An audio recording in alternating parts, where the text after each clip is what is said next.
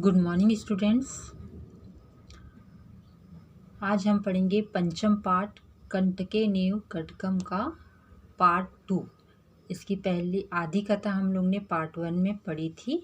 अब पढ़ेंगे पार्ट 2 में इसके आगे की कथा। तो हम यहाँ तक पहुँचे थे कि जब शिकारी को बाघ खाना चाहता है, शेर खाना चाहता है, तो शिकारी बोलता है कि तुमने मुझसे झूठ बोला था। तो बाघ कहता है कि ऐसा ही होता है, सभी स्वार्थी होते हैं। फिर वो नदी के पास जाता है ना। तो नदी कहती है लोग मुझ में स्नान करते हैं, कपड़ों को धोते हैं, सभी स्वार्थी हैं। फिर किसके पास जाता है? वृक्ष के पास जाता है। वृक्ष भी कहता है कि मानव हमारी छाया में विश्राम करते हैं, हमारे फलों को खाते हैं, हम पर प्रहार करते हैं, वास्तव में सभी स्वार्थी हैं। अब पढ़ते हैं इसके आगे। समीपे एक लोमासिका बद्री गुलनमा पृष्ठे ननीना एताम व्रता शुणोति सम। समीपे मीन्स पास में एक लोमासिका लोमड़ी बद्री गुलनमा बेर के पेड़ के पीछे छुपकर उनकी कथा सुन रही थी, उनकी कहानी सुन रही थी। किनकी कहानी सुन रही थी? शेर और शिकारी की। सहसा चंचल मपु श्रुत्य कथति। वह अचानक, सहसा मीन्स अचानक, सह मीन्स वह अचानक चंचल से आके कहती है का वार्ता। वार्ता मीन्स क्या बात है। माम अपि विज्ञाप्य, मुझे भी बताओ। स अवदत्, उसने कहा। अह मातृस्व, अरे मौसी। मातृस्व मीन्स अरे मौसी। अवसरे त्वं समागतवती, तुम सही समय पे आई हूँ। मया अस्य व्याघ्रस्य प्राणः रक्षिता, मैंने इस शेर के प्राणों की रक्षा की है। परम ऐसा ममेव खादितुम इच्छति, पर ये मुझे खाने की इच्छा रखता है। तदनंतरम स, उसके बाद वह लोमासिकाय निखिलाम कथा निवेदयत, उसके बाद वह लोमड़ी पूरी कथा सुनाने का निवेदन करती है। मतलब पहले क्या हुआ था वो मुझे पहले से सुनाओ, ये बोल रही है शेर और शिकारी से। लोमासिका चंचल अकथयत बाणम त्वं जलम प्रसारयत ना। लोमड़ी ने चंचल से कहा पहले तुम जाल फैलाओ।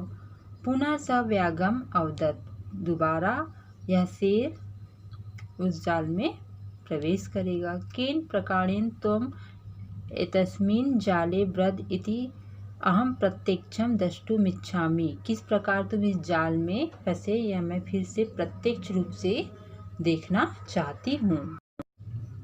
व्याघ्र तदम वृत्तान्तं प्रदर्शयितुं तस्मिन् जाले प्रविश्यत, शेर पुनः उस कथा को प्रदर्शन करने के लिए कहाँ जाता है? जालम प्रविश्यत, जाले प्रविश्यत। शेर उसी कथा का या उस कहानी का प्रदर्शन करने के लिए जाल में जाता है। लोमासिका पुनः अकथयत, लोमड़ी ने दोबारा कहा। संप्रति पुनः कुर्दनम कृत्वा दृश्य, कि दोबारा बार बार उसमें कूद के दिखाओ। स तथैव समाचरत, वह वैसे ही करता है, यानी बार बार कूदता है शेर। कहाँ? जाल के अंदर। अनंतरम, उसके बाद कूर्दनेन सह शांतम अभवत। शांतः मीन्स वो बार बार कूदने से वह थक जाता है ना। बार बार कूदने से वह थका हुआ था। जाले बंद सह व्याघ्रम कालांतः स निशाय भूत्वा तत्र अपत प्राणभिक्षमिव च याचयत। जाल में बंधा हुआ शेर थका हुआ, कालांतम मीन्स थका हुआ, और निशाय होकर अपने प्राणों की भिक्षा की याचना करता है। लोमासिका व्याघ्रम अवदत्, लोमड़ी ने शेर से कहा सत्यम त्वया भणितम, तुमने सत्य ही कहा।